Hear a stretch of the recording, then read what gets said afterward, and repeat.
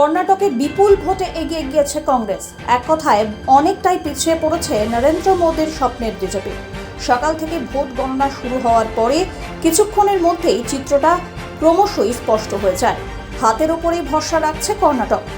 এদিকে শুধুমাত্র কর্ণাটকই নয়, ইতিমধ্যে উৎসবের মেজাজ গোটা দেশ জুড়ে।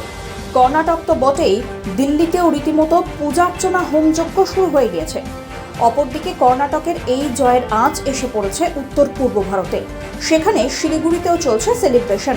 কর্ণাটকে কংগ্রেসের এই বিপুল ভোটে এগিয়ে যাওয়ার জন্য জাতীয় কংগ্রেসের শিলিগুড়ি শাখার তরফ থেকে বিজয় মিছিলের আয়োজন করা হয়েছে। এই মিছিলে ফানুস ওড়ানো হয়, পাশাপাশি ফোটানো হয় বাজি।